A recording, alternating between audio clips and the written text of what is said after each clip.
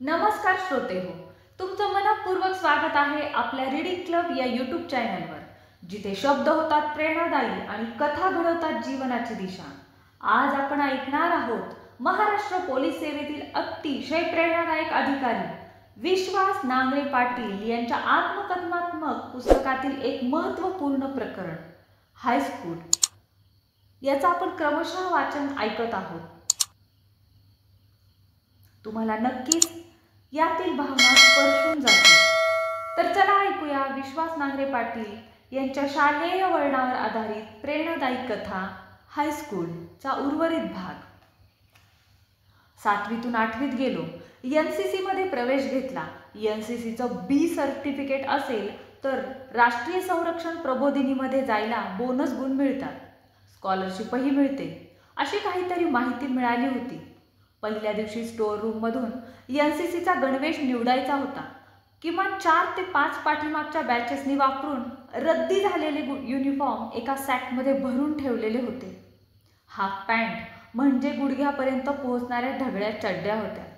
कमरेत तर फिट होत नव्हत्याच, शिवाय मागून पुढून वारं जात होतं.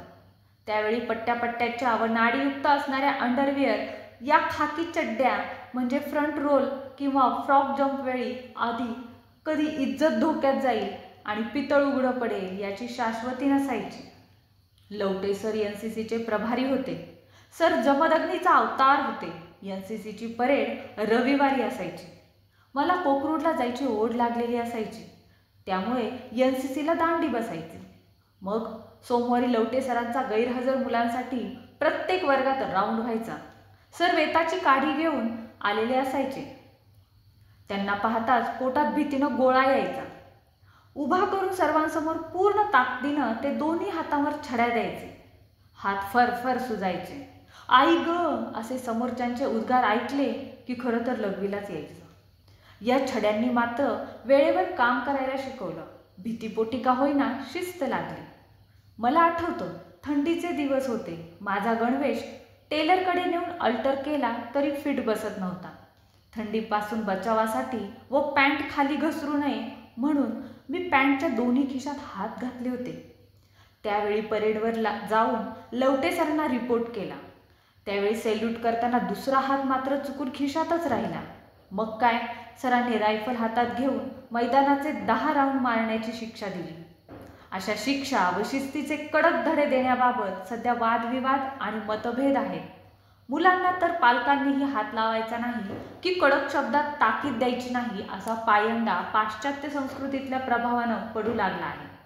आमच्या पिढीच्या जडणघडणीत शिक्षकांचा, पालकांचा धाक आणि शिक्षेच्या भीतीचा मोठा वाटा आहे. अर्थात धाकाला आणि भीतीला मर्यादा असाव्या. शाळेत असताना TV बद्दल मित्रांकडून खूप ऐकलं होतं. कोकरूडमध्ये अत्तारांच्या घरी TV सारखं दिसणारे एक छोटेखानी कपाट होतं. आम्ही बऱ्याचदा तो TV आहे म्हणून अत्तारांच्या अंगणात रेंगाळायचो. बुजऱ्या स्वभावामुळे कधी आत जाण्याचं किंवा विचारायचंही धाडस झालं नाही. मात्र शिराळ्यात खराखुरा कृष्णधवल TV दुरून पाहण्याचा योग आला.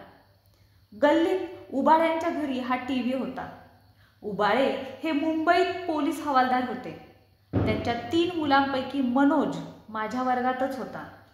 त्याच्या बाबांनी पाठवलेले त्याचे फॅन्सी टी-शर्ट, जीन्स पॅन्ट पाहून बऱ्याचदा हेवा वाटायचा.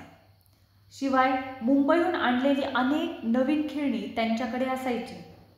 त्याची क्रिकेटची बॅट व बॉल असल्यामुळे क्रिकेट खेळताना मनोजसाठी वेगळे नियम होते. त्याच्या बॅटिंग वेळी बॉलिंग हळू करायची.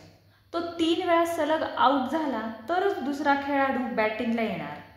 फिल्डिंग करणं त्याला सक्तीचं नव्हतं.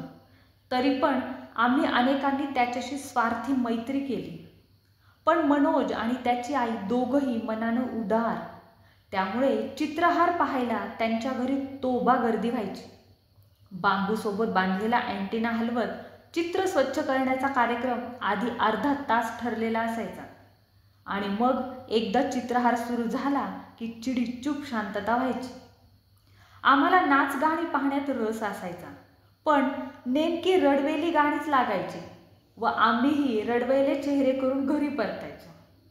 पुढे ज्यावेळी TV वर रामायण सुरू झालं रविवारी सकाळी रस्त्यावर शुकशुकाट व्हायचा. लोक सकाळी आंघोळ करून टीव्ही समोर अगरबत्ती लावून या सिरियलची वाट पाहायचे. याच दरम्यान थोरबोल्यांच्या घरात रंगीत टीव्ही आला. मग काय, थोरबोल्यांचा गल्लीतील भाव वधारला. सगळा गर्दीचा ओघ त्यांच्या घरी वळला. पण थोरबोलेही पोलीस हवालदार. शिवाय त्यांच्या घरी 3 मुली, त्यांच्यातली संगीता आमच्या वर्गात होती. त्यामुळे आम्हा मुलांना टीव्ही पाहायला घरी प्रवेश नसायचा. लांबून खिडकीतून वळचणीला उभं राहून पाहायचा तर पहा असा नियम घालून दिलेला. त्यामुळे आजकाल मोठमोठ्या शोरूमच्या बाहेर क्रिकेटच्या मॅचेस पाहणाऱ्या ओशाळवाण्या चेहऱ्यांच्या गर्दीत अनेकदा मी स्वतःला शोधत असतो.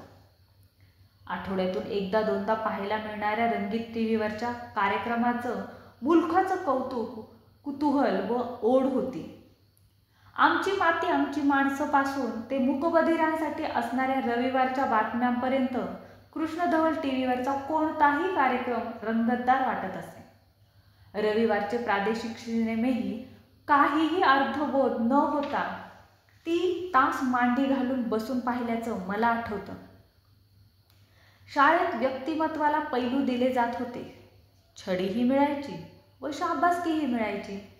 शिक्षेची भीती आणि कौतुकाची ओढ आवडीनं एकत्र नांदू लागली. इंग्रजीचं आकर्षण वाटू लागलं. गणिताचा रस निर्माण झाला. संस्कृतचे पाठ कानावर पडू लागले व गुंजूही लागले.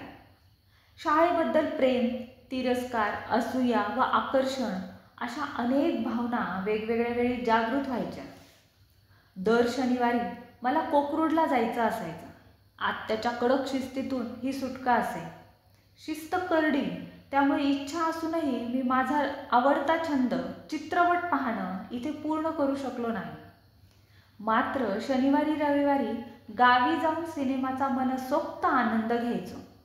कोकरूडला मी आझादी पंछी असायचो आणि शिराळ्यात मला पिंजऱ्यात अडकल्यासारखं व्हायचं. कोकरूड म्हणजे बेबंद, बेधुंद स्वातंत्र्य. कोणी विचारायचं नाही, रागवायचं नाही. शिवाय आठवड्यातून 2 दिवस येणार तर भावंडावर दादागिरी करणं, घरात अधिकार गाजवणं उगाणं आलंच. भला मोठा गोतावळा असल्यामुळे आमच्या हालचालींची दादच लागायची नाही. मग कधी गवळोबाच्या डोंगरावर फिरायला जायचो. जांभळं, करवंद, आंब्याच्या कैऱ्याची लय लूट असायची. रविवारी सकाळी सवंगड्यांसोबत नदीला पोहायला जाणं ठरलेलं असायचं. गढूळ पाण्यात पोहल्यावर हनुवटीखाली मातीचा थर जमा झालेला असायचा. त्यानंतर मग नदीच्या काठी असणाऱ्या बिळातून खेकडे पकडणं ठरलेलं असायचं. भर उन्हात खूप प्रयत्न करून जेमतेम डझनभर खेकडे मिळायचे. मग सोबत आणलेल्या तेल, चटणी, कांदा, मीठ यांच्या खरपूस उकळत्या कालवणात त्यांना नदी काठावरच 3 दगड लावून शिजवलं जायचं. बांधून आणलेल्या शिळ्या भाकरीबरोबर शेंबूड ओढत त्या तिखट रश्श्यावर खच्चून ताव मारला जायचा. खेकड्याच्या नांग्या कुडुम कुडुम आवाज करत पोटात जाऊन स्थिर व्हायच्या. तोपर्यंत पोहताना ओली झालेली चड्डी अंगावरच सुकायची. मग तिलाच उलटी करून घालायचं, नंतर विजार घालायची. दुपारी 3 ते 6च्या व्हिडिओवरच्या सिनेमासाठी आमची गँग तयार असायची. नवा सिनेमा लागला नसेल तर माझा वाचायचा प्रोग्राम असायचा. चांदोबा किंवा चंपक ही तर मेजवानीच असायची. 2 रुपयाला येणारी ही पुस्तकं हातात पडली तर मी कोणतं तरी झाड किंवा शेतातला कोपरा गाठायचो. वेड्यासारखा गोष्टी वाचायचो. काही भूतांच्या गोष्टी असायच्या. त्या एकट्याला शेतात वाचताना भीती वाटायची. म्हणून घरी आल्यावर आईजवळ चुली शेजारी बसून त्याही वाचून काढायचो. पुस्तकांचं हे अनामिक आकर्षण वाढतच गेलं.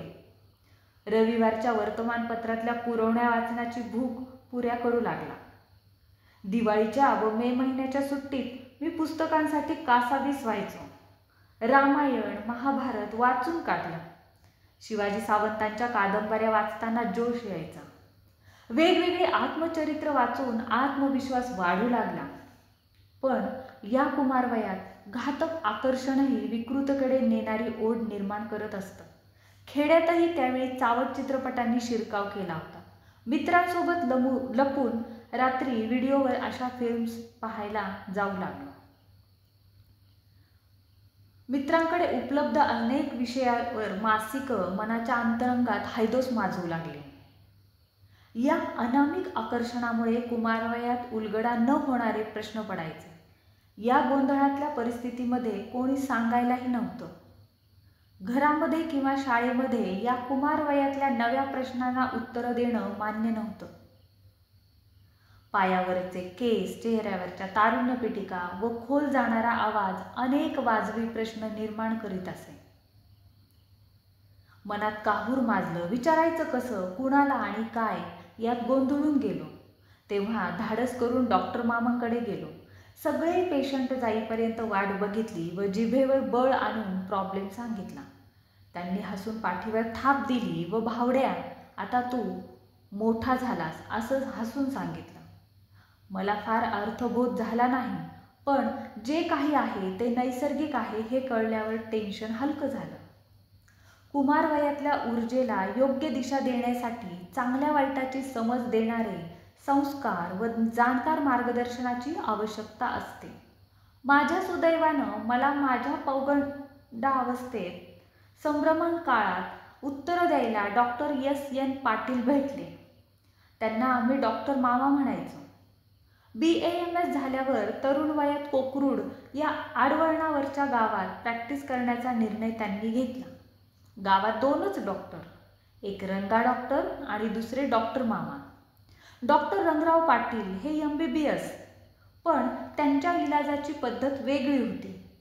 ते काय झालंय तुला लेका, जा दूध पी, मटण खा, बरा होशील म्हणून दवाखान्यातून पिटाळून लावायचे. पेशंट त्यांच्या दम देण्यानंच बरे व्हायचे. डॉक्टर मामा मात्र लांब लचक लेक्चर द्यायचे. मग तेवढीच गोळ्यांची यादी. पण आयुर्वेद व ॲलोपॅथीची सांगड घालून मानसिक प्रबोधन करून ते रुग्णांना बरं करायचे. त्यांना भेटायला जाऊ त्यावेळी ते जोरात गालबुच्च्या घ्यायचे. एवढं दुखायचं की त्यांचे तरुण वयात पांढरे झालेले केस ओढावेसे वाटायचे. मामांच्या दवाखान्यात लांब लचक लाईन असायची. पण ज्यावेळी ते मला पाहायचे त्यावेळी जवळ बोलवून शेजारच्या स्टुलावर बसून गप्पा मारायचे. 3-4 तास सोडायचेच नाहीत. त्यांना मुलांचा लढा होता. माझ्या शाळेबद्दल, अभ्यासाबद्दल विचारायचे.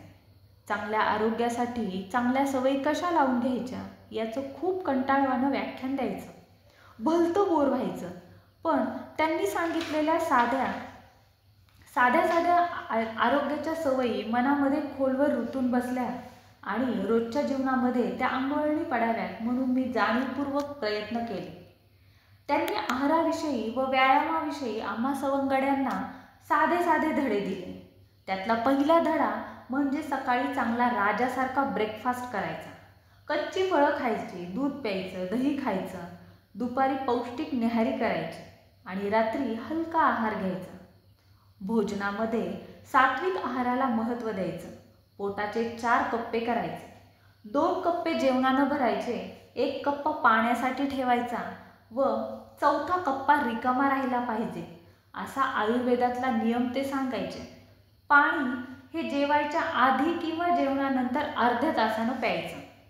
जर जेवण करताना खूप पाणी प्यायलं तर पचनक्रियेचा अग्नी विझतो आणि मग गॅसेस तयार होतात. म्हणून दिवसभर थोड्या अंतरानं पाणी प्यायचं. दिवसातून किमान 3 लिटर पाणी प्यायलंच पाहिजे. शांत चित्तानं हळूहळू नीट चावून खा. कुत्रं मागं लागल्यासारखं भराभरा गिळू नका असा त्यांचा आग्रह असायचा. कच्ची फळं आणि भाजीपाला बिनधास्त खायचा. आम्ही मग झाडावर चढून कच्चे पेरू, कैऱ्या, चिंचा खायला सुरुवात केली. दात आंबायचे. शेतात गाजर, काकडी, टोमॅटो मुबलक असायचे. दुपारी भूक लागल्यावर त्याच्यावर ताव मारायचा. बाळूमामा रोज सकाळी उठल्या तूप भात आणि चटणी खातो. 1 तांब्या दूध पितो म्हणून त्याच्या दंडात ताकद आहे. तो मोठ्या चाऱ्याचा भारा उचलून शकतो असं वाटायचं. मग मीही सुरुवात केली. त्यामुळे चटणी भाकरी किंवा दही भात मिसळून खायचं. दुपारी डब्यात सुद्धा दही भात घेऊन जायचो. अतिप्रमाणात भजी, मटण, मिसळ, वडा, शेवचिवड्यासारखे पदार्थ खाल्ल्यानं आळस येतो असा मामांचा सल्ला होता. त्याऐवजी अंडी, मासे खायचे. कच्ची अंडी फोडून खाण्याचा कडवट प्रयोगही मी अनेक दिवस केला होता. नदीला जाऊन मासे खेकडे पकडणं व नदीला कोपऱ्यात चूल करून त्यांना खरपूस कालवणात शिजवून सोल म्हणजे पार्टी करणं हा सुट्टीच्या दिवशी ठरलेला आवडीचा कार्यक्रम असायचा. मामा सकाळी लवकर उठून आम्हाला चालायला घेऊन जायचे. आम्ही उत्साहानं माळावर हुंदडायला मिळेल म्हणून त्यांना सोबत द्यायचो. डॉक्टर मामांना रोज 15 मिनिटं प्राणायाम आणि योगासनं करायची सवय होती. भस्त्रिका, भ्रामरी, कपालभाती, अनुलोम विलोम आणि ओंकारानं मेंदू अगदी तरतरीत व्हायचा. सूर्योदयावेळी पूर्वेला तोंड करून ओम ह्राम ह्रीम ह्रूम ह्रेम ह्रौम रहा मित्र रवी सूर्य भानु खग पूषण हिरण्यगर्भ मरीच आदित्य सवित्र अर्क भास्कराय नमो नमः अशा सूर्यांच्या नावांचा उद्घोष करीत 12 सूर्यनमस्कार रोज घालण्याच्या सवयीमुळे शरीर लवचिक झालं होतं. पाठीची पोटाची आसनं करायला मजा यायची. आयुर्वेदाचा अभ्यास असल्यामुळे त्यांनी प्रकृतीनुरूप वयानुरूप व ऋतूनुरूप काय खायचं कसं राहायचं अशा साध्या साध्या गोष्टी शिकवल्या. झोपायचं कसं, श्वासोच्छवास कसा करायचा, मनन चिंतन आणि ध्यान याचं महत्त्व काय आहे हे उतार वयातले धडे डॉक्टर मामामुळे मला टीन एजमध्ये मिळाले. मला आठवतं लहानपणी आई पपया मासे आणि चिकन खाऊ द्यायचे नाही, त्यामध्ये खूप उष्णता असते असा ग्रामीण भागात गैरसमज आहे. डॉक्टर मामांना मी आईच्या खाद्यपदार्थांच्या अडीबद्दल बोललो. त्यावेळी त्यांनी घरी येऊन आईला आहाराबद्दल सविस्तर मार्गदर्शन केलं. साखर आणि तेलाचा अतिवापर केल्यावर आरोग्याचे गंभीर विकार होतात. तेलकट अतिगोड मसालेदार खाल्ल्यानं हार्ट अटॅक येतो. त्यांच्या अशा सल्ल्याचं सर्वांना आश्चर्य वाटायचं. चहा बनवताना जर तो साखरेच्या पाकासारखा झाला नाही किंवा मटणाच्या रश्श्यात तेलाचा तवंग नसेल तर पाहुणचार कमी पडला असा समज असायचा. डॉक्टर मामामुळे आमच्या घरी जेवणाच्या पद्धती बदलल्या. भाकरी पालेभाज्या तूप भात दही ताकाचा वापर वाढला. आठवड्यातून एकदा गव्हाच्या चपात्या बनवल्या जायच्या. आई जुन्या धोतराच्या फडक्यात दही बांधून ठेवायची. त्यातलं पाणी कमी झालं की त्या दह्याला साखर आणि वेलचीबरोबर घुसळायची. त्यातून बनवलेलं श्रीखंड अमृततुल्य असायचं. चपात्या आणि श्रीखंड ही मेजवानी असायची. शेतात किंवा घरात नेहमी गुळाचा चहा असायचा. गड्यांना कामगारांना तर हा कोरा चहा असायचा.